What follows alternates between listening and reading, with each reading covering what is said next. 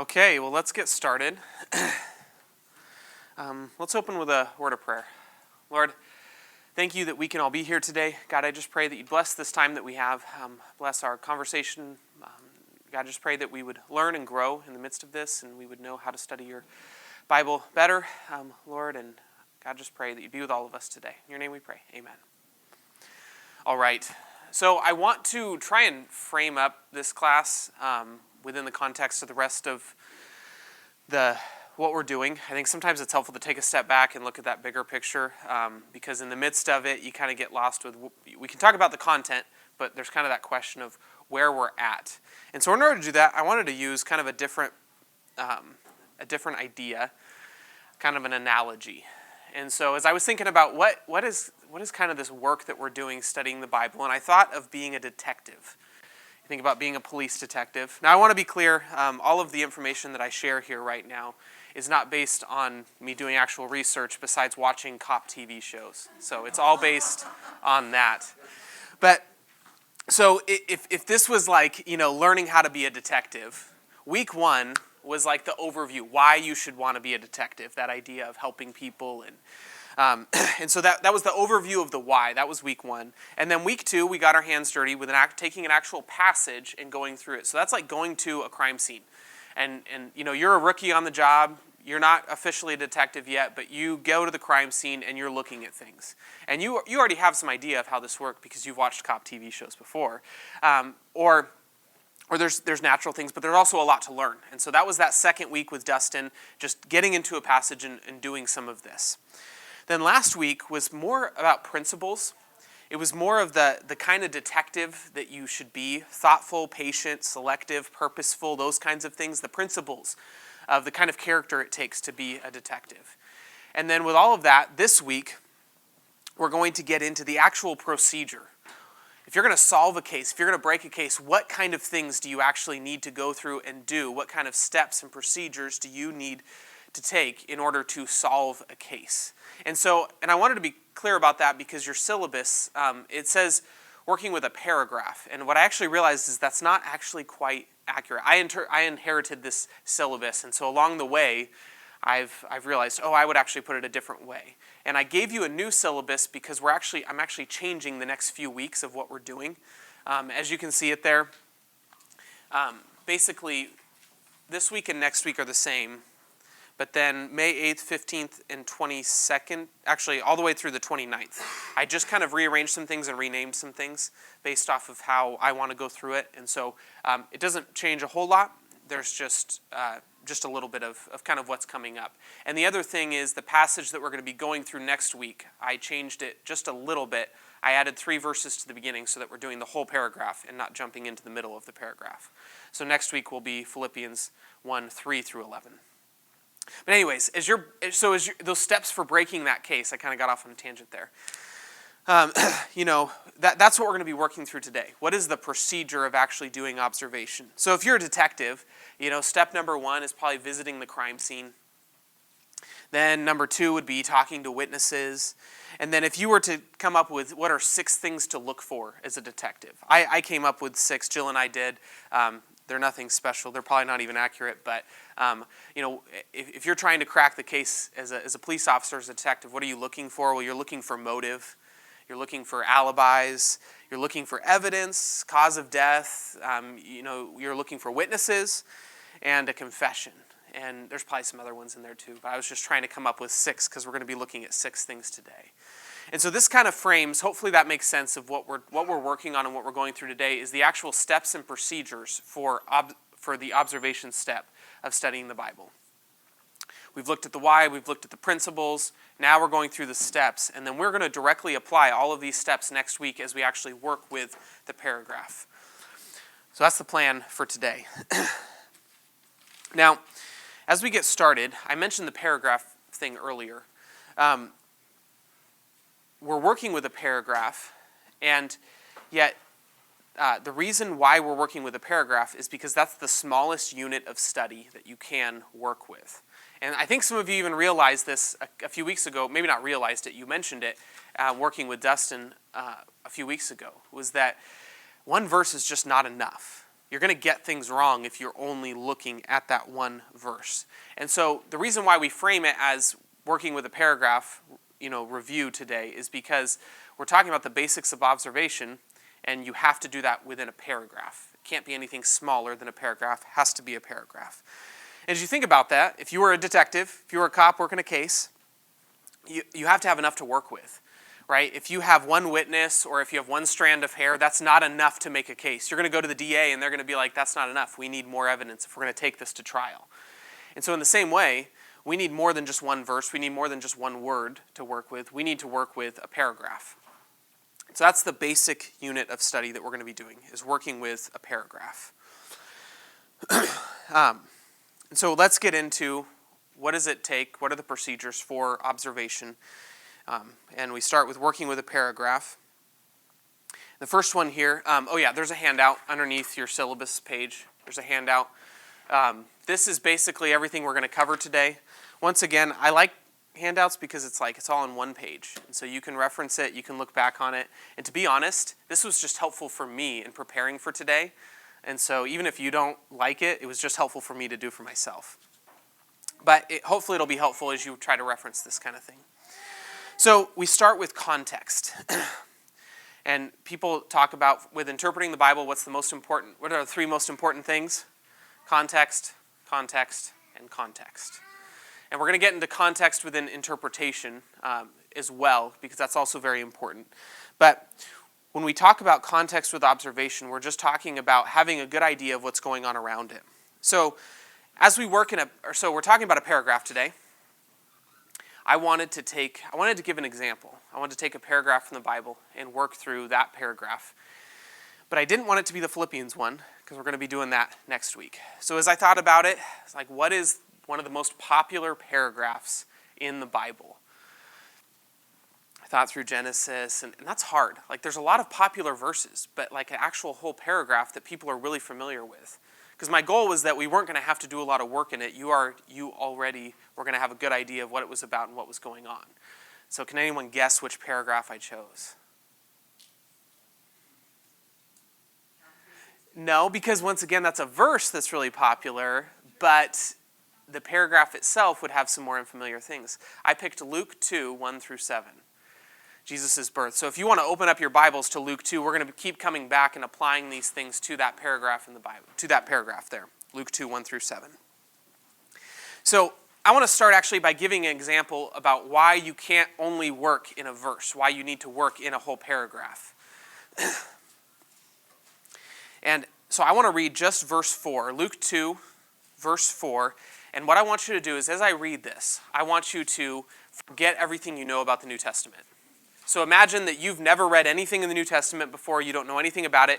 Pretend you do still know about the Old Testament, but you don't know anything in the New Testament, and you hear this verse. Joseph also went up from Galilee, from the city of Nazareth to Judea, to the city of David, which is called Bethlehem, because he was of the house and family of David. Now you're going to make some interpretive decisions there. You don't know anything else about the New Testament. You hear that verse, and what are some assumptions you're going to make? Who's the main character of the story? Joseph, yeah. And what are some of the hints we get about Joseph? If you've read the Old Testament, what do you hear about Joseph here? Huh? He's descended from David. Yeah. And maybe you've read in some of the prophets about the root that will come from the stump of Jesse and like this promised king, the line of David that will continue forever. And so you're getting excited, you're reading this, and you're going, this is the guy. Joseph is the one. He's the Messiah. He's the one to come. And there's even this mention about Galilee, and there's some verses in the Old Testament that talk about how he'd be from Galilee as well.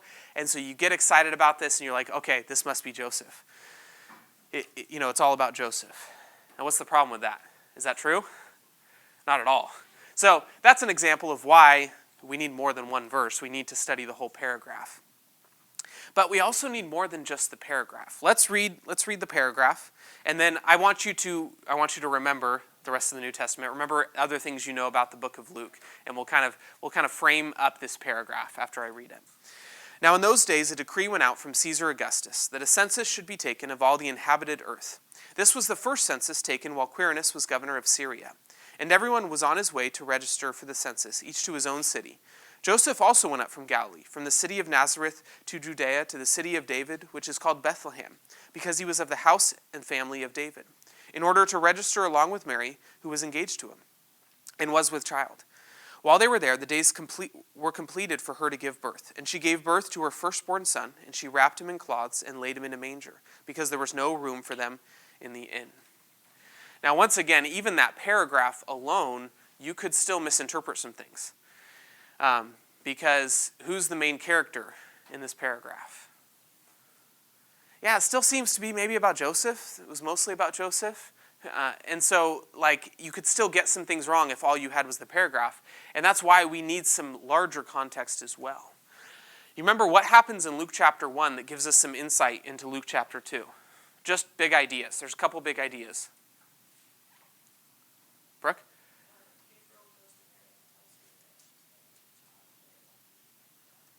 Yeah, so there's this idea of immaculate conception, that this child is going to be born to a virgin, and that's something special. That's something different. And so that alone makes you go, oh, it actually seems like maybe the focus here is on this child that's born. What else do we find out in Luke chapter 1? What's the main focus in Luke chapter 1? Yeah, John the Baptist.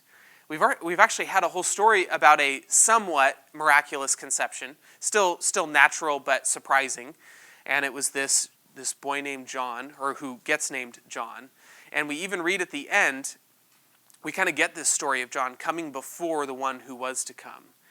And so we have kind of this hint of there's another one to come, and we already know that's the one that Mary's going to have because they've met and talked, but John is the one who comes before. He's setting things up for this baby that's going to be born to Mary. So we have some context there.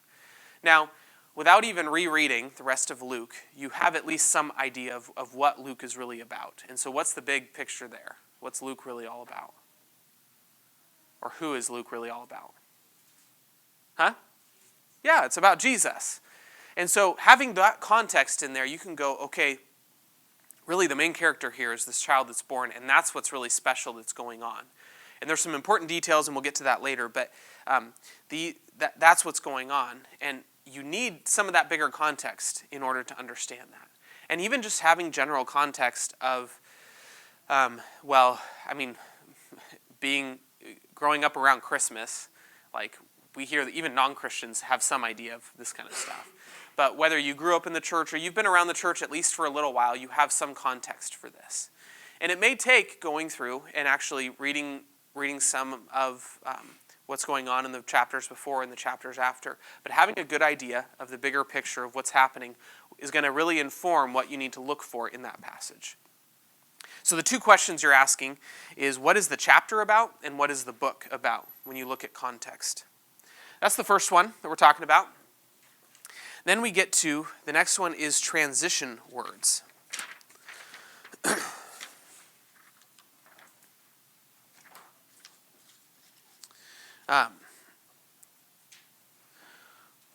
Why are transition words important? Anyone? Connect ideas. Yeah. Yeah, because it connects ideas together. It helps you see the structure of what's going on. As you look at Luke 2, if you have it open right now, throw out just what are a couple of the transition words that you see in there. You can just shout them out. In those days, yeah? Huh? There's a Two, yeah. And? Because, yeah. In order to, more ands. Yeah, these are important transition words, and this helps you to see the overall structure of it.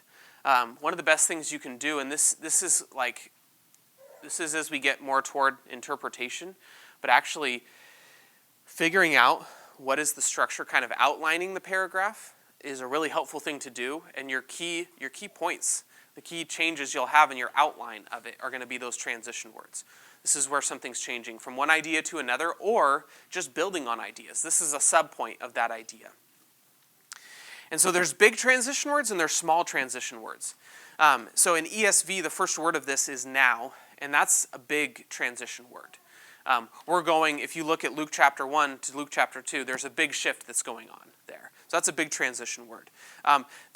The word "and" that happens in verse 3 is a smaller transition word. We're not totally changing settings or ideas or something like that. We're just kind of building on what was going on.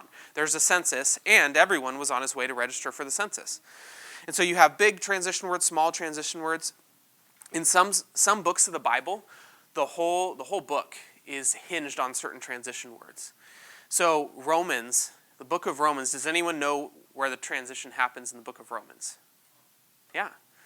And the first word, depending on the translation, but the first word of Romans chapter 12 is therefore. And that therefore is a really big therefore. It's a because of chapters 1 through 11, now do this. Romans chapters 1 through 11 is the gospel. And he kind of reworks it in several different ways, but it's all about the good news of Jesus. And then Romans 12:1 comes and says, therefore, because of all of that, now this is the way that you're supposed to live. Ephesians has a very similar transition. You will actually see it today. I don't know if Bob's going to talk about it at all, but the transition that happens in Ephesians is in chapter 4. So you have the first 3 chapters all about the gospel, and then the last 3 chapters all about what do you do now that you believe in the gospel. And Ephesians chapter 4 also starts with a therefore. And so you have sometimes those transition words are very big, they're very significant, and sometimes they're just working through ideas. In narrative, we find some different transition words usually. And that's what Luke 2 is narrative. Now, then, after this, when, on this day or night. It's kind of moving through a sequence it's moving through the timeline of the story. And so the big goal here is to be able to organize and summarize what you're doing. And so looking at those transition words helps break up the passage to kind of figure out the flow of what's going on. Any other thoughts or questions about transition words? There's one that's kind of like the screeching brakes of a car, and that's B-U-T. But You're going through, like when you turn the page, you're still in Luke 3, and you're talking about the verse. And in Luke 3, there, verse 14, John answered them all, I baptize you with water. But one more powerful one. All of a sudden, there's a contrast here. You put your brakes on one thought, because there's a new thought coming. Yeah. A direct contrast. right, yeah, it's connected, but it's the opposite. Yeah. Yep. Yeah. Yeah, but is another good one. So that's transition words. Now we move into the questions. Have we talked about these questions before? A little bit? Okay. Yeah, who, what, when, where, why. There's also wherefore, kind of the so what. So let's answer these questions about Luke 2. Who is this about? There's 3 main characters. Who are they? Yeah. Actually, we don't know Jesus' name yet. It's just the baby, Joseph and Mary. But we find out at Luke, if you've recognized the context, then you do know that this is about Jesus. So yeah, Jesus, Joseph, and Mary. What's going on here? What's the main thing that's going on in this chapter? Or sorry, in this paragraph? Yeah. Yeah, the main thing is that the baby's born. And the other stuff is kind of the build up to it, explaining the setting and why they had to travel to Bethlehem and why it's important that they're in Bethlehem, this family, house and family of David. But the big idea here is what? The big what here is that Jesus was born. The baby is born. When? When does this happen? There's 2 answers here. Yeah, when Quirinius was governor of Syria. What other whens could we add to that? Think. Caesar Augustus. Huh? It comes from Caesar Augustus. Yeah, so during the reign of Caesar Augustus. First registration. Yeah. So we have some context there. What about in Luke? When does this happen?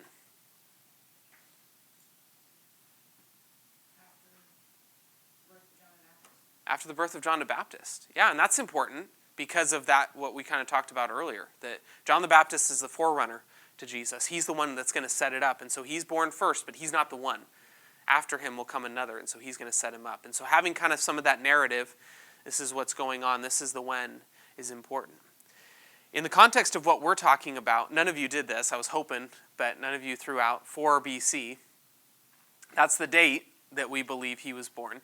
That date is not important for this conversation. That date's important for other conversations, but not for this conversation.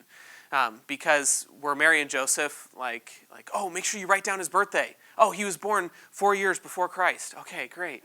That doesn't make a whole lot of sense, right? Obviously, we added that later, and it was an estimation. And so it's kind of funny, though, that we've come upon further discoveries that it actually looks like Jesus was born 4 years before he was supposed to have been born. But once again, those are our dates, so those aren't important for what we're talking about here. But yeah, looking at that narrative flow. Now, as you get into epistles, the letters that Paul wrote, some of the dates are more important because you're trying to line up, okay, when is he writing this letter? Is this when he's in prison the first time? Is this when he's in prison later in Rome? Has he already done these things? And that can kind of help frame up some of what he's saying, the experience he's already gone through. And so having some of those dates when we're looking at that is more important. It's when, where? Where is this taking place? Bethlehem. Yeah. Right. So, yeah, there's a whole journey that takes place from Galilee to Nazareth, from Nazareth in Galilee to Bethlehem. And that's pretty important. As we'll find out, it's really important, actually, because of the prophecy of where he would be born in Bethlehem, the son of David, those kinds of things that come up. And so, the where is pretty important. And then why, I think we're going to get into why later. That's more when we get towards interpretation. So we're not going to answer that right now. But answering these questions is helpful. It gives you some context. It gives you some more information about the big picture about what you're talking about. Okay, now we get into organization. We're not going to spend a lot of time on this. The main idea here is that as you're making observations, some of the observations that we're going to talk about later in What Do I Look For, it's helpful to label them and it's helpful to be consistent. So as you're looking for repeated words, it's helpful to keep them all the same so that when you look at it, you know what you're looking at. If you constantly are changing the parameters of what you're doing, it's not going to make any sense. That being said, right now I don't have a consistent way of doing it. So each time I have a piece of paper in front of me and I'm working through a passage, I'll do it differently. And usually it's like whatever I notice first is what I'll underline. And then after that I'll start circling things and start squaring things. It'd probably be helpful if I had an actual system worked out. But the main thing is that you're consistent within the document itself. Does that make sense? That way it's not going to be confusing for you. That being said here, I think to use a cliche saying, the journey is more important than the destination. The process you go through is more important than the final product. I have never taken, as you think about like a paragraph, like next week we work with, I've never taken a piece of paper like this that I've marked up and put it in a frame and put it up on my wall. Been like, that was really good observation there. In fact, I usually throw them away when I'm done with them. And because part of it is the next time I come around, am I going to remember all of this stuff? And it's actually helpful if I am going to study this passage again. It's helpful to just go through the whole process again because I'm going to look at it differently, and I'm going to seed things differently. And so, don't feel like you have to get it perfect. And if you make a mistake, you have to throw it out and get a whole new piece of paper or something like that.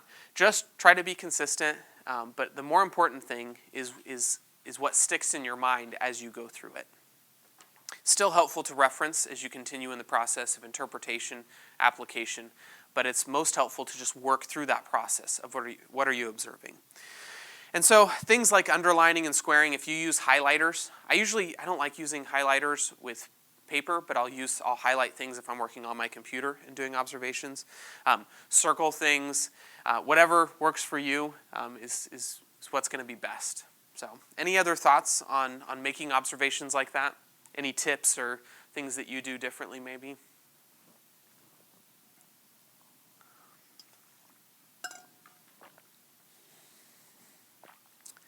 All right. Now we get into details. Every detail is important. We've mentioned this before. Because of the nature of the Bible being a literary work of art, each detail, each word that is chosen is important, was chosen with a purpose. And so we have some examples about this. One was Philippians 1:6. Dustin went through this with you, but there was a word that really stood out to me there, and it was the word until. This idea that God is going to, what has been started in you, he's going to perfect until the day of Christ, really spoke to me as this is a process. It's not going to complete before the day of Christ or on the day of Christ. It's until. It's this idea of God is working in you, completing it, making it perfect, doing this good work in you continually until the day that Jesus comes back. And so that one word helps you understand this process that we're in of sanctification, of God working in us. Not just, I'll sit around and wait until Jesus comes back and that's when I'll be made perfect. God wants to work in us now. So that one word is important. Do you see any words? Are there any words or phrases in Luke 2, 1 through 7? Small details that end up being really important.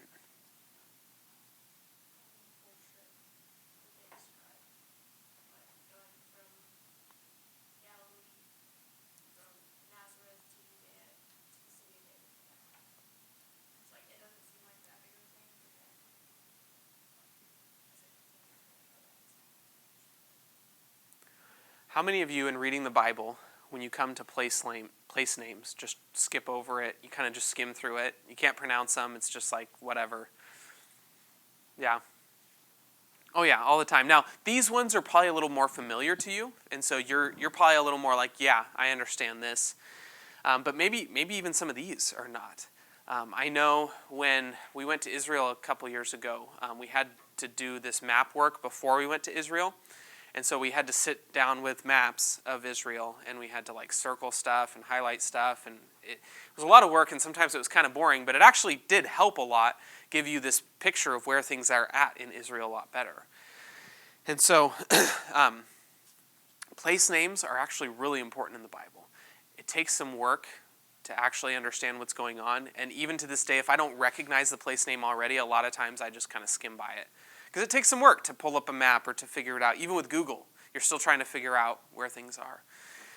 But those details are important. And we know it's important for this passage because of the prophecies about the Messiah, Gentile of the nations, a light will shine there. And so him being from Galilee and Nazareth, but him being born in Bethlehem was also really important. And you get both of those things going on here, this travel from Galilee to Bethlehem. So yeah, those details are important. It might be very easy just to skim past them. Any other? Yeah. I've been doing some reading that sometimes there are place names that are used, and in our country the name Springfield.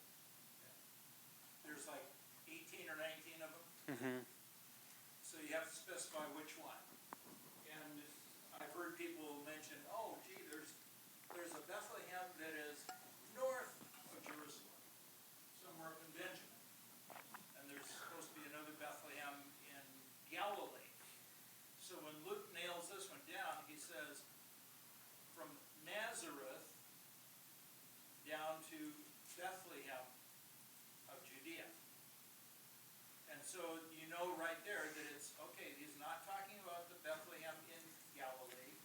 He's not talking about the Bethlehem that's in Benjamin. He's talking about Bethlehem of Judea. And then to make sure that you get the point, he says, because he was of the house and lineage of David. And nobody thought that David came from one of those other places. Mm-hmm. So it's a very important marker. It's what helps you tie in the prophecy from Micah, that the Messiah would be born in Bethlehem. Not one of the other two Bethlehems, this one. Right. Because it's the place where David is from. Yeah. That's a really important, that narrowing down of which Bethlehem are we even talking about. That other detail that you mentioned of the house and family of David is important as well. Sometimes when we read in the Bible and we start reading genealogies, this person, son of this person, son of this person, can get kind of boring, and you want to skip over those parts as well. And this isn't some long genealogy here or anything like that. But it could be easy to just pass over that, like, oh, whatever, house and family of David. But that's, we all know that's really important, don't we? Because of who David was, and even the covenant that was made with David in 2 Samuel 7 that looked toward a king that would reign forever from the house of David. Yeah? Oh, that's interesting. Yeah. Betrothed, she's engaged to him and was with child. If you don't know the context, that could look a little scandalous. If you do know the context, then you already know what's going on. Yeah. Yeah, that's another important one. Another one I want to bring up, you don't have to turn to it, but 2 Samuel 11, 1 says, it starts off by saying, now the time came in the spring when the kings go out for battle, and David was at his house. I'm paraphrasing. But do you guys know the story that then follows this? It's the story of Bathsheba. And that little phrase there, the time when the kings go out to battle, and yet, where's David? Yeah, he's at his house. And, you could probably take it too far, but there seems to be something there that, like, yeah, David wasn't where he was supposed to be, and we see what happens when he wasn't where he was supposed to be. He wasn't leading his troops. He was back at home making bad decisions. Little details like that. Last week, Easter, Pastor Bob preached on John 20, and there's a small detail there that in our day, you might just read it and go, okay, cool, this is just telling us a story. But who's the first person to actually see Jesus in that story? Remember? In John 20. Mary is, yeah. And if you remember, I think Pastor Bob talked about it, you've probably heard it other places. Testimony of women was not upheld back then. It was not as strong as the testimony of a man. And so for John to mention that detail, it actually goes against, it actually is more proof to us. This is an apologetic kind of thing for us, but it's more proof to us that it was true, because if he was making it up, he wouldn't have had her be the first one to see Jesus. But it also tells us something about Jesus' relationship with women and his perspective on that. And so that little detail of Mary seeing Jesus first has significance with what we're doing. I mean, there's so many more that we could go through. There's a whole thing. I don't want to take the time to go through it all.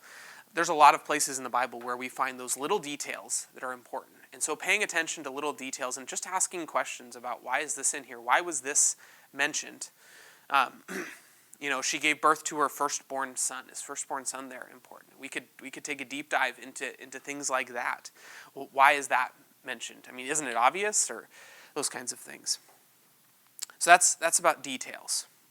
Now this next one, number 6, this actually wasn't in the book at all. This is one I made up, partially because I needed 6. I needed it to work and have symmetry. But I actually am really glad that I thought of this one, because I think it's important. There's also that question of, what does it not say?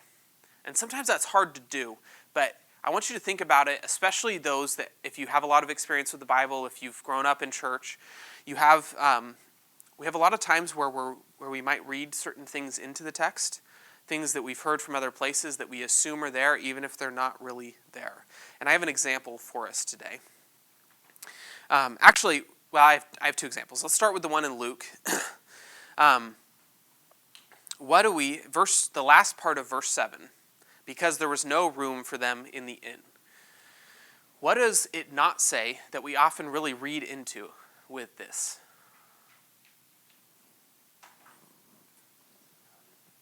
That it was crowded?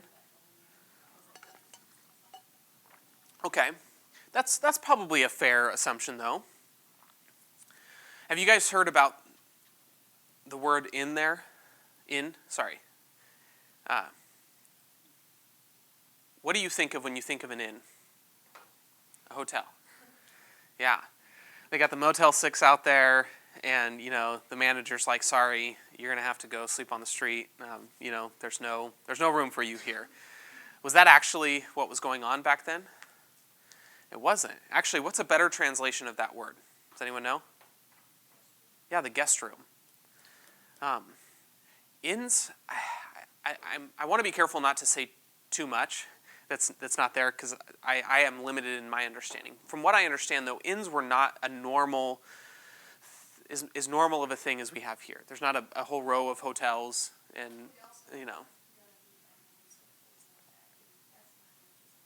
which is a small village. Right. So the idea of being there in an inn, a hotel being there, is not really, that culturally does not make sense. They would have gone to stay with family members that they had there. And so they go to stay with family members there, and, well, there's no more room in the house.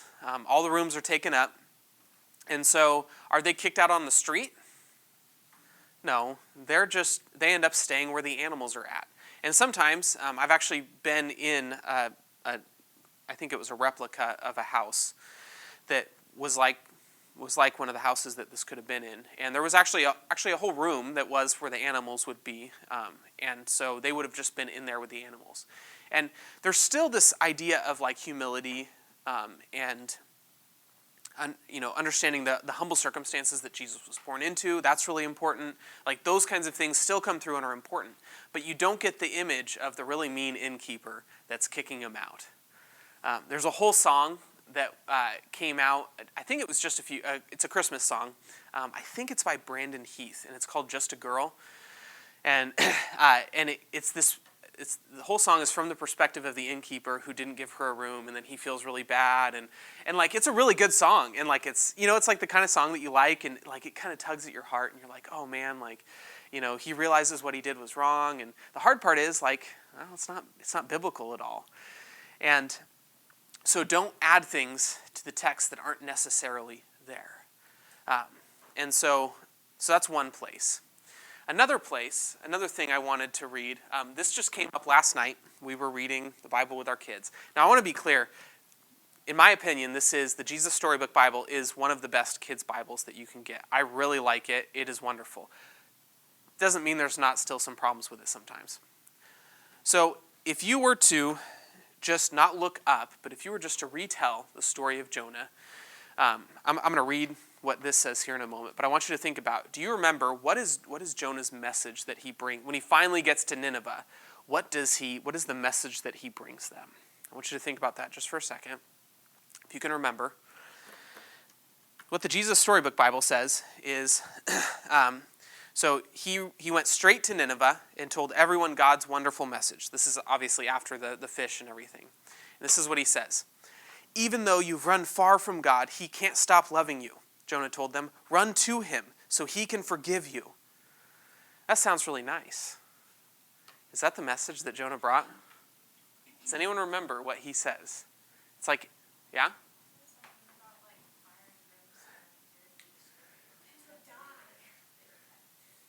Yeah, so actually he doesn't even say repent. It's like, I remember one time I counted it, I think it's like 7 or 8 words, but it's, yet 40 days and Nineveh will be destroyed. 8 words. So he spends 3 days walking around town saying, yet 40 days and Nineveh will be destroyed. What's the contrast between that message and the message from the kids' Bible? Yeah, and a lot more optimistic. And you kind of think that, like, like Jonah actually cares about these people now. What were you going to say, Heidi? It makes it seem like Jonah actually cared and not that he was going to go out under a tree and die. Yeah. And they leave that whole part out. And I get that, like, with kids it's hard. How do you end Jonah where it actually ends? But man, like, this is that question. What does it not say? It doesn't say that Jonah actually gave a message of repent. He was willing to just leave them in the dust. You guys are going to be destroyed. Now, they felt so bad about it that they ended up repenting, and God didn't destroy them. And we know that the rest of the story that way, and that's why Jonah ends up getting upset with God because of that.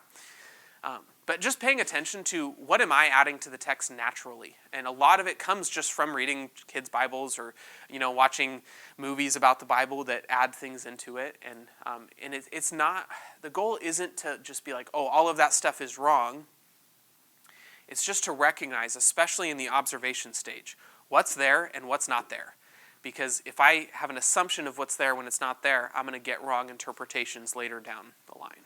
And so I would say in some ways, Jonah, that is not the message of Jonah that the kids' Bible gets out there. It's a nice story for kids, but it's not their true message of what Jonah's about. Because really what Jonah's about is Israel not being who God called them to be and to share, to be God's light to the nations. So, what does it not say? Okay, that's the first part. These are the important things that you need to be doing overall. And now we're going to get for what do you look for? As you're actually, you've got your pen and your highlighters and you've got the passage in front of you, what kinds of things are you looking for? The first one is emphasized. What is emphasized? What kind of, things that are emphasized? How do we show emphasis usually? Not the Bible, but just like if you're going to write something and you want to show emphasis, what do you do? All caps, yeah. Exclamation point, yeah. Underline it. Maybe bold it. We have a lot of different ways that if you're writing an email to someone or, texting someone, a lot of emojis. And so it's easy to add emphasis. The Bible doesn't do that in the same way. We have exclamation points. But besides that, how does the Bible show emphasis? Do you remember any of this from your reading? If there's a lot of space dedicated to it, you should see Yeah. why that passage has so much space dedicated to it. Yeah, the amount of space. So I think the activity he gave at the end of that chapter was go to 1st and 2nd Samuel and count up the chapters that are about the different characters. How many chapters are there about Samuel? How many about Saul? How many about David? And did anybody do that? That's fine. What's your assumption of what you're going to come out with? Who had the most chapters about him? Yeah, David. Yeah. Samuel's got a few at the beginning and then a few kind of interspersed here and there. And then Saul's got a few, but really, Saul does not have a whole lot. Even though he reigns for quite a while, he only has a few chapters because most of it is more focused on David. Even if Saul shows up because he's trying to get David.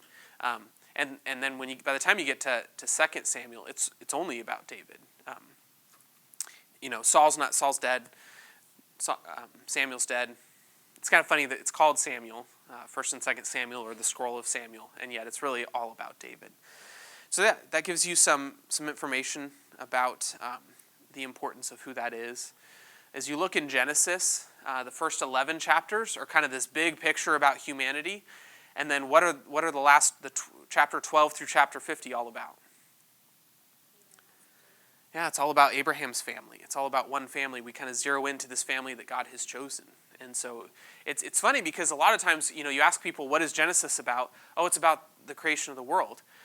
That's true, but that's only the first 2 chapters. And the rest of it is about a lot of other things. And there is a lot about beginnings and there, but still we see this emphasis on the family of Abraham there. Something interesting to think about is Romans versus Ephesians. I talked about this earlier, that pivot point, the transition. So in Romans, there's 16 chapters. The transition happens in chapter 12. So you got 11 chapters in the gospel, and then you've got 4 or 5 chapters, because chapter 16 is kind of just his goodbyes, but 4 or 5 chapters on what do you actually do with the gospel. So a lot of Romans is just the gospel. And if you remember, Paul's never been to Rome before. This is the first letter he's writing them. Now, there are Christians there. There's established church there. But he wants to just share the gospel with them. So he spends a long time doing that. And he's working out a lot of other issues along the way that he's heard about.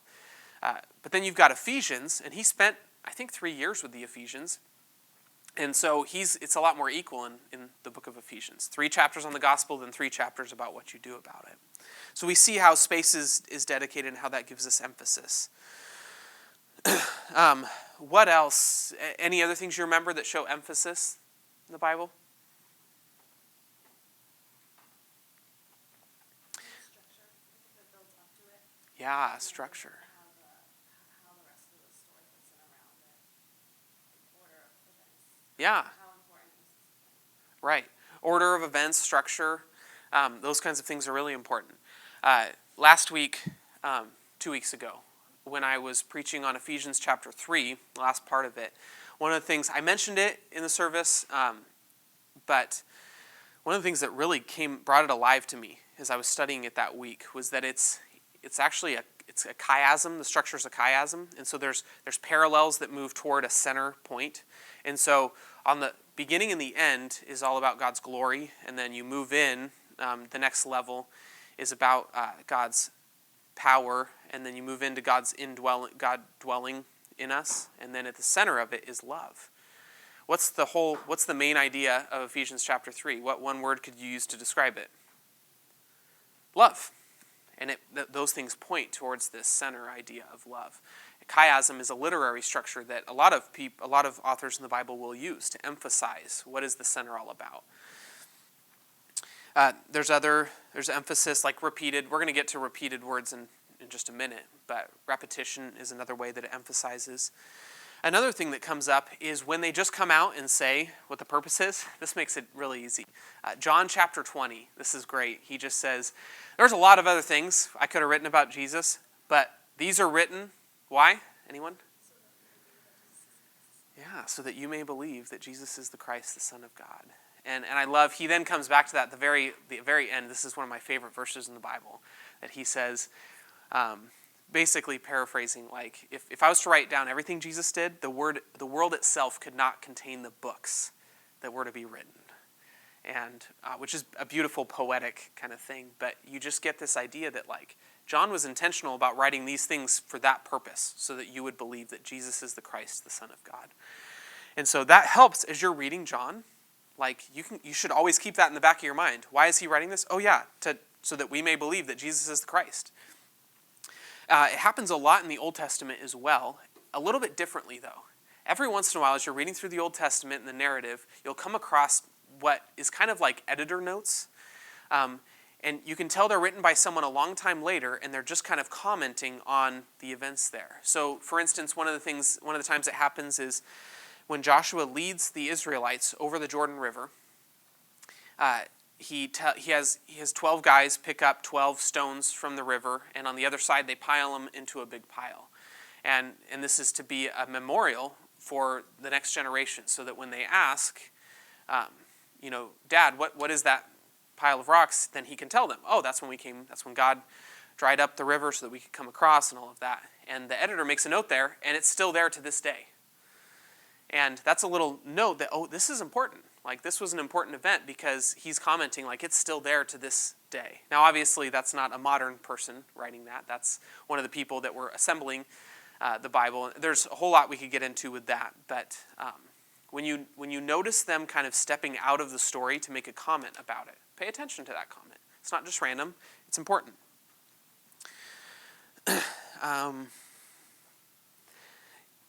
Yeah. I'm trying to think. Another thing with emphasis, and we talk about order, is just paying attention to what comes first and what comes second, because that really helps you with interpretation. One of the ones that I was listening to a podcast about recently related, so the Israelites are tested at Mount Sinai. They're given the law, they're tested, and all of that. Does that happen before or after they've been rescued out of Egypt? After. God saves them, and then he tests them. He doesn't test them and say, if you're good enough, then I'll save you. He saves them, and then he tests them. And we see even a similar thing with Jesus. It's a little bit different, but Jesus' baptism, he's baptized, he's recognized by God, right? This is my beloved Son with whom I am well pleased. And then Jesus goes out to be tested in the wilderness by Satan. And so we see this. It's not like Jesus is proving himself that he's the Son of God, and then God will accept him and say, yeah, this is, after the testing. That comes, he's already saved, and then he's tested. And that's the bigger picture of our own salvation, that we are saved, and then we live and follow Jesus. But we're never going to live that way unless we are saved first. Recognizing that order of importance, the emphasis that's put on God saving us first, all throughout the Bible. All right, repeated words, looking for repeated words. This one's one of the easiest ones to do. This is often where I start. As I read through, I'm just looking for where these words come up again. And you do have to read through it a few times because you're not going to catch them all the first time or the second time. So reading through it a few times, looking for those different words. And why do we look for repeated words? How do repeated words help us? Yeah, it shows you the theme. It shows you, oftentimes, if a word is repeated several times, it's showing you this is what it's all about. And you can kind of recognize this is the main idea, the main theme of that passage. If the word love shows up 5 times in a passage, there's a good chance that the main idea here is love. You won't always find repeated words. And there are some repeated words not to look for. What are some of the repeated words that you shouldn't pay attention to? And. Now, and is a transition word, so it can be helpful. Right. But that's not like, oh, this must be about and, because and's in here 17 times. No, that's not the point. Yeah, the word the isn't, those smaller kinds of words, I forget the name, articles, there you go, yeah. Those aren't the kinds that you're necessarily looking for. You're looking for the big words that have a specific meaning, that aren't dependent on other words necessarily. Not just words, though. You're also looking for repeated ideas. For instance, if you see love one place and then you see affection another place. Now, you could get into like the Greek and the original languages and trying to figure out maybe those are actually the same words and all of that. And maybe they're not, but there's still an idea going on here. Love and affection are close, and so you can still count that as repeated ideas. Characters, that's another one that comes up is characters. One, something you can do, this is an interesting one. Daniel chapter 6 is the story of Daniel in the lion's den. And we're not going to go through this. This is something you could do later today if you're just curious. But who is the main character of Daniel chapter 6, of Daniel in the lion's den? Don't answer right now, but go home later today and read through and count how many times the focus is on one character versus another character. You might be surprised who the main character of Daniel chapter 6 is. And that changes the way that you read it. It doesn't like throw out the whole meaning of the Bible or anything like that, but it just gives you a different perspective on what's going on in this passage. And that's gonna change the way you interpret the passage. All right, that's repeated. Now related. This is pretty simple. The main 2 things that you want to pay attention to here are questions and answers and cause and effect. A lot of times, especially in the letters, you have, like Paul will ask a question and then he'll answer that question, and so you're looking for those. Sometimes it's not always obvious that he's doing that, so you need to pay attention, you need to look a little bit deeper. But paying attention to what questions are being asked and how they're being answered, or is this an answer to a rhetorical question, or maybe a question even that like the Ephesians had asked him and now he's answering it but he doesn't say it. And so having some of those, highlighting some of those are important when are questions and being asked and answered. Another thing is cause and effect. This happens because of this. That's one of the word because is going to be very important there. And so you see a lot of cause and effect through narrative because it's just telling the narrative story. And so if we were to look at Luke 2, 1 through 7, you're going to see some of those things come out. And this happened because he was of the house and family of David. Because there's a question that comes up as you're reading this, and you go, well, why do they go all the way to Bethlehem? And there's an answer right there. Oh, because he was of the house and the family of David. The cause of them going to Bethlehem was because that's where he needed to register, because that's where his family was from. So we have some of that answer there.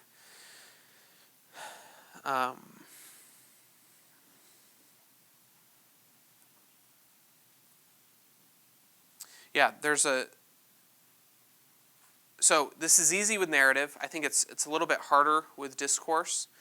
And although a lot of times with discourse, with like the letters, he's making a logical argument. And so following that argument through those related things, this relates to this in this way, is really important. And so he'll come through and he'll say, this is true so that this, and then you do this logical argument, because this is true, so you're going to do this. And that's that simple cause and effect. Because of this, do that. Recognizing those things, drawing those things out is going to be important as you're making observations. Any other thoughts about things that are related? I'm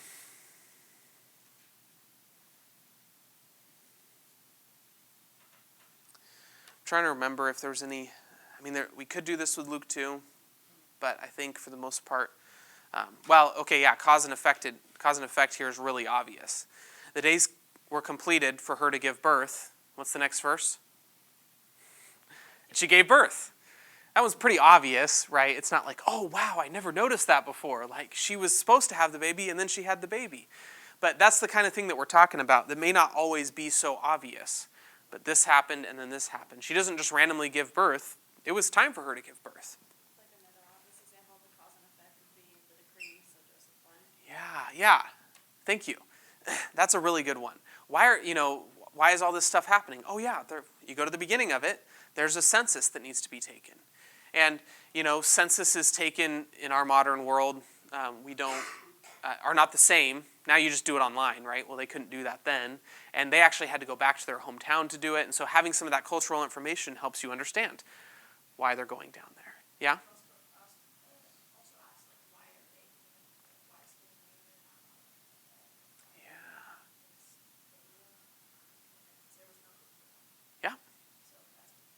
Yeah. What's funny, too, is, it's just hard with a story so familiar because we already know all the answers to these questions. But imagine reading this for the first time. Because the thing is, you read that he was in a manger, and how many of you are really familiar with mangers? Like, when you hear the word manger, what comes to your mind? What's the first thing that comes to your mind? What comes to my mind is that's what Jesus was placed. That was Jesus' crib. So that's totally normal that Jesus would be placed in a manger because that's Jesus' crib. Oh, wait, no, I have to forget that because most of my context of mangers is from the biblical story of Jesus being born. And so some of that, if you take a step out of that and you go, oh, that's right. Duh. Oh, yeah, a manger is a feeding trough. This doesn't make sense. Why was he placed in a feeding trough? Oh, and it answers. Because there was no room for them in the inn. Just understanding those things of cause and effect, how things are related, is important. Alike and unlike. So alike first, there's a couple different main ways that this happens through metaphors and similes. Do you remember what's the obvious, how do we know it's a simile? Yeah, so if like or as is used, then it's a simile. And a metaphor is a comparison that doesn't use like or as. So there's a fun one we can bring out for this. Song of Songs, chapter 4. Where we get a lot of simile and metaphor going on.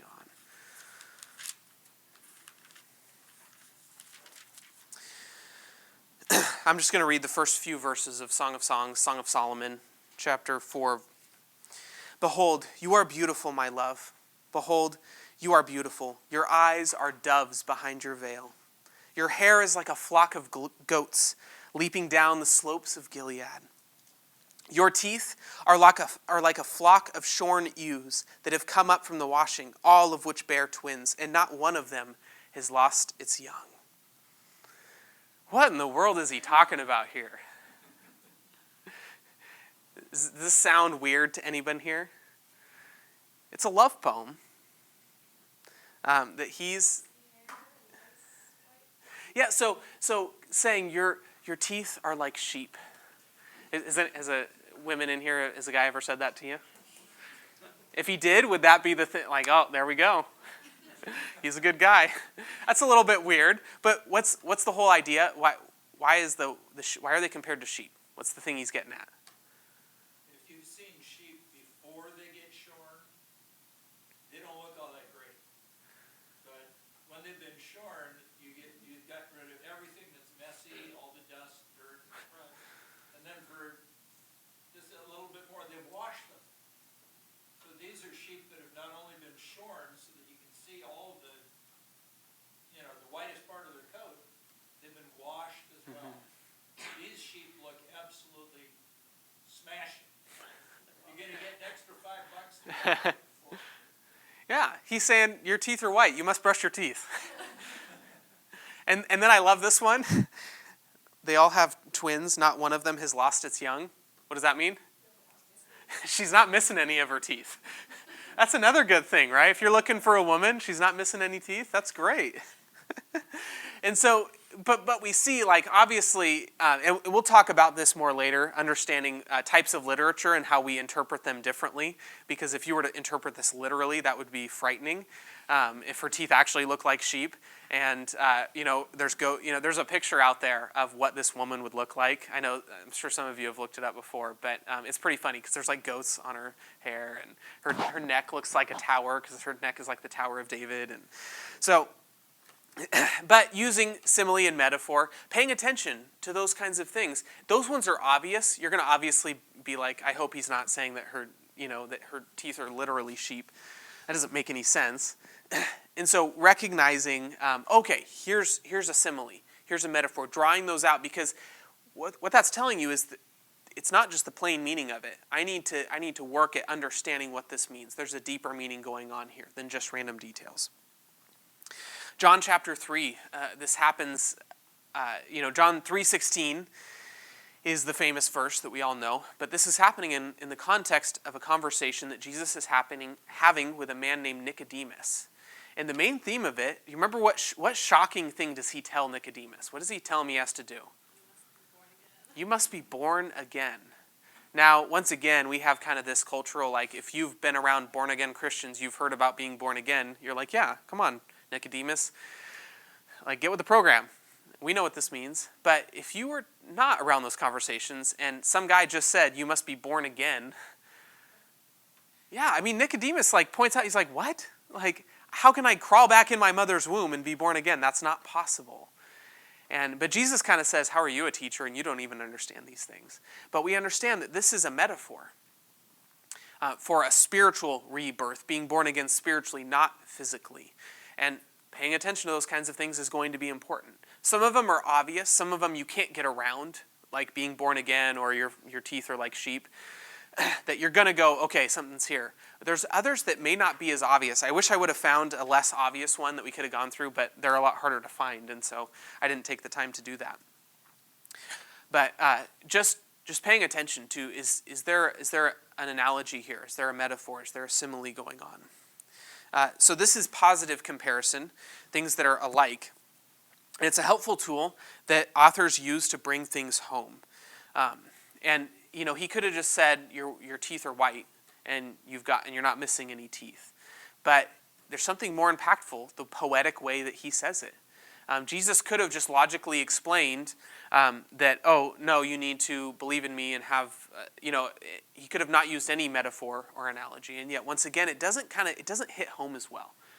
When we relate things to what's going on in real life, it's more persuasive towards us. We tend to remember it better. It hits home better. Those kinds of things are really important for us. And that's one of the things I try to do in this class. I haven't done as much of it today. We've had a lot to work through. But just trying to give real-life examples to what we're talking about outside of the Bible can help you understand what you're supposed to be doing within the Bible when you understand it compared to this other thing.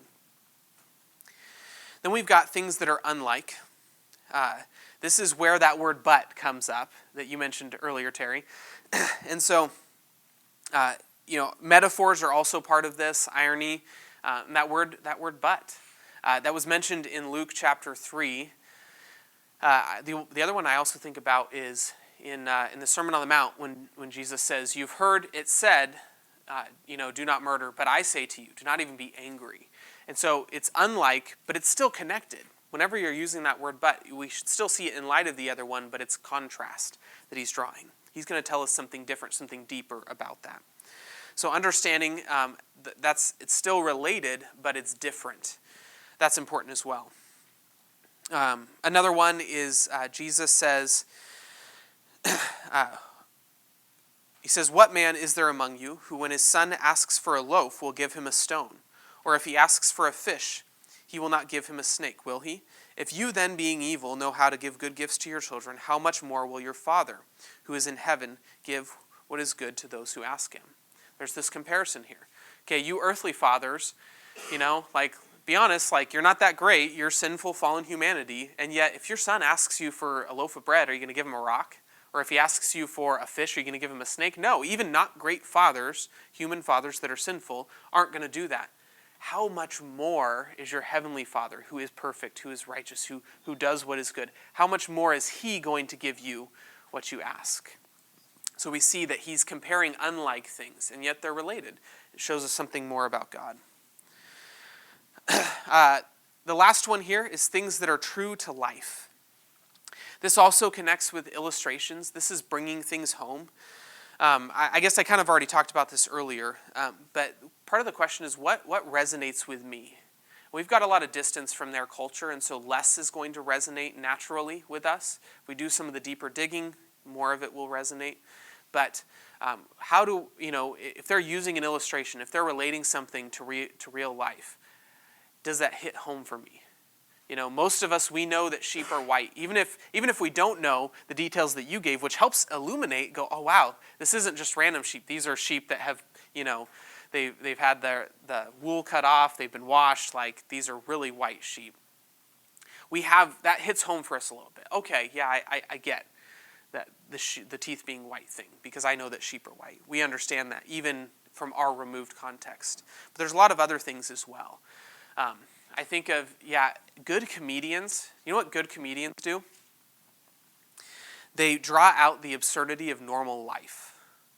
So what you'll find, most comedians that you really like, you know what they're talking about.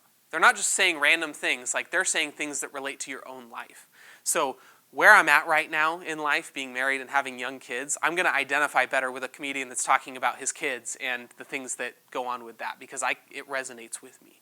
So you can think about that in your own life. And the Bible, the purpose of the Bible is not to be a comedian or anything like that. Don't get me wrong. But there's that idea of it brings these things out that are true to life that you can go, oh yeah, I get that. I understand what that would feel like. We have to do a little bit more work to bridge the cultural differences that we have. One that came up for me, in the movie Spider-Man No Way Home. I don't want to give any spoilers if any of you haven't seen it. But there's a line in there where one of the guys says to the other guy, he says, so are you going to go out there and fight dressed like a youth pastor? And to me, that line was just hilarious, because I've spent a lot of my time, the last 10 years, being a youth pastor. And so it just resonated with me. And it's like, oh, let's get it. And the way he's dressed, oh, that's funny. I get it. And it resonated with me. And I think a lot of other Christians, it resonated too, because they knew youth pastors. But I wonder how that hit with the larger culture and broad. Some people would get it, but if they'd never had a youth pastor, if they didn't really know what youth pastors looked like and that sort of thing, they would not get it as well. So that's the whole idea that we're talking about here is things that are true to life, things that resonate with us. Pay attention to those, because that'll help you when you get to that interpretation part. Another one that comes up here, characters. And this was from the book, but Abraham sacrificing his son. There's that idea that, let's be honest, whether or not you have kids, you can feel, you have an idea of what it would be like for Abraham to be standing there with the knife over his son about to kill him. And you don't resonate with him because you're like, yeah, I've been there, Abraham. Like, no. It's that you can imagine what that would be like and how hard that would be to do that. And so pay attention to those kinds of things, because that helps us to understand the Bible better. So that is all of the main stuff here. We've just got a couple minutes. I want to give you the next step out is to work with a whole section, which we're not going to be doing much of in this class. But I wanted to give you kind of some reasons why working with a bigger section and seeing some themes along the way of the bigger section can be really helpful, because it'll give you that big picture of what's going on in the whole book or that whole section of the Bible, or even the whole Bible itself.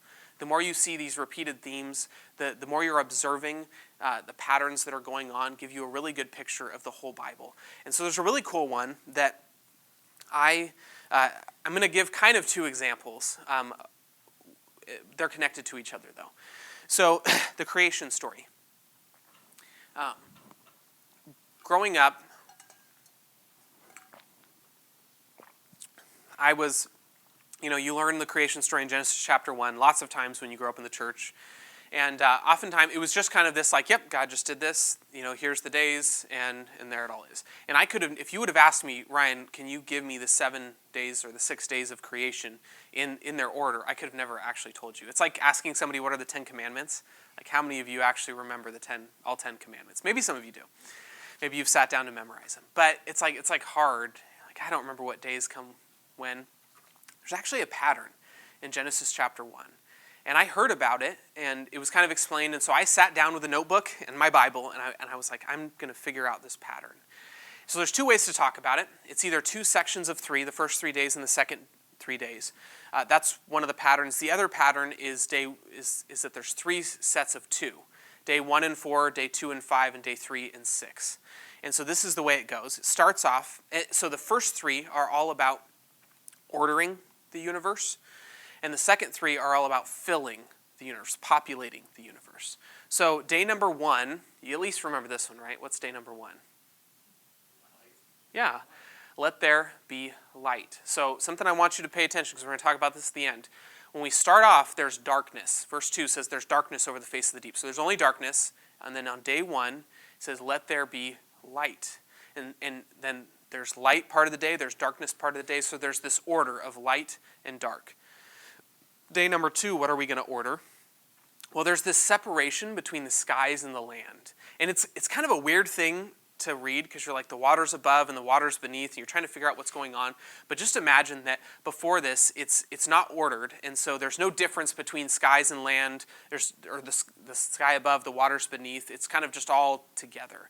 And now there's this separation. There's this sky above, and there's the waters beneath. This ordering, separating and ordering.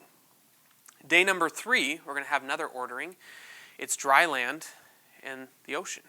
So dry land comes up, and now there's this dry land. There's this separation, once again, this ordering. Dry land and the waters. Does that make sense? So all 3 are God ordering the universe, ordering the earth, the land, the sky, the sea, all of that. Now we move into the second day, and we're going to fill them. Now we're going to move into the second section, and we're going to fill them. So what's day 4? What does it mean to populate the light and the darkness? The sun, moon, and the stars.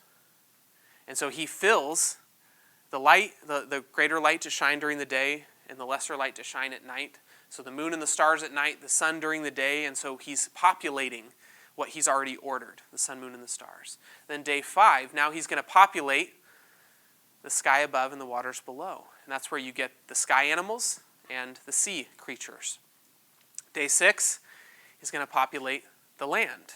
Remember, he separated the dry land from the waters. Now he's going to populate the land, and so he makes the land creatures. And that, even just from hearing me walk through that today, you might remember the days of creation better by having that pattern. And that's just a helpful tool to have, to notice that pattern. But now, if you take a step back and you look at the Bible as a whole, this was something, I'm sure I'm not original, I'm sure other people have thought about it, but I hadn't heard anybody talk about this. And I was reading in Revelation, and I came across something interesting in the last parts of Revelation that made me think about Genesis. And a lot of times I think we don't see it because we don't read Revelation and Genesis at the same time. But you get to the new creation in Revelation chapter 21, and you remember, we had only darkness, and then there's light and darkness. And what does it say about the new creation? There's no more night. So we've gone from total darkness to light and darkness ordered to now only light. Okay, now we've got the separating the heavens and the earth. Heavens is another word for sky, and there's a whole lot we could talk about with that. It can mean, there's only one word in Hebrew, and it means all 3, whether you're talking about sky, space, or the place where God is. But you've got this idea of, okay, you've got it all together, but not in a good way. You've got this separation between the heavens and the earth. You've got the heavens above, you've got the earth beneath, the sky, the earth. And then when you get to Revelation, this one's a little bit harder to see. But what you have is the New Jerusalem coming down out of heaven. And it says, and the dwelling place of God will be with man forever. They will rule with him forever. There's a separation in Genesis chapter 1 between where God is and where people are. And even though in the first couple chapters God is with his people, we see that separation all throughout the Bible. but now it comes together again at the end into one. The dwelling place of God is together. At the beginning, there was only water, the chaotic waters. Then God separates the land and the waters. And there's dry land, there's waters, they're separated. But then what happens in Revelation 21, the new creation? Do you remember what it says? There was no more sea. Yeah. And it helps to remember, for us, the ocean's great, but the theme throughout the Bible, the ocean was it's the chaotic waters. It's not a good place. It's the place of death. And so to have that image of it's only a bad place too. Now there's a separation, but it's still dangerous to now there's no more sea. Now, people will interpret this different ways because people, taking it literally, that means that in the new creation there's not going to be any ocean. There's not going to be any darkness. We'll take those couple things. Other people will say, well, those are just figurative, that get behind that idea of darkness and sea being bad things, and so it's more metaphorical that the bad things won't be there anymore. We're not going to get into all of that, but one of the main things is we are supposed to see that the symbolism of it. Even if it is true that will happen, we're supposed to see the symbolism of from creation to new creation, the change that has taken place. And it takes observation to come to those conclusions that give you a better understanding of not only small passages of Scripture, but of the Bible as a whole, and getting the big picture of what's going on here. So, in the end, I mentioned this before, but really what observation is doing is you're getting the information, and then you've got to organize the information. And so a lot of this is just getting all the information you can, making all the observations you can, and then once you're done with that, you take a step back, and now you've got to organize it. You've got to make some sense of it. And that's that pivot point between observation and interpretation. So your homework for this week, there's no reading to do. So if you aren't caught up in your reading, then I encourage you to get caught up on your reading. But the other thing I want you to do is to go through this passage. And I printed out, you don't have to do it on this piece of paper, but I thought I would make it easy for you. You pass those down. And so this is the passage we're working with. It's Philippians 1, 3 through 11. And so feel free to mark it up. Go through it. Next week we're going to come back. I don't know if I'll be able to fit it on the whiteboard. So we'll kind of figure out what we're going to do, exactly how we're going to work it together. But I encourage you to make your own observations this week and come ready to discuss them with everyone together. I think that is it. Any other questions about the class? Yeah? So, when you were talking about, what the author's comments, in Judges when it says, now, in those days there was no king, everyone did what was right in his own eyes, could that be an example of, the author taking a step back and saying, Yeah, because it's kind of the bigger picture. It's not in the midst of the story, it's the bigger picture. And that line tells you everything. Not only about what the bad stuff that they're doing, but also where they're headed to, that they're going to get a king, and yet the king isn't quite what they expected or what they hope for. The king doesn't solve everything. Yeah, that's another good example. Any questions about the syllabus or anything where we're headed in the class? Okay, let's pray. Lord, thank you for this time that we have today. God, I just pray that we would be able to apply these things and that it would be a helpful process, and that as we go back this next week and study this paragraph of Scripture, Lord, I pray that you would just give us insight, help us to see the things that we're meant to see, and that we'd come back and have a good conversation about them next week. We pray this all in your name, Jesus. Amen. All right, we'll see you next week.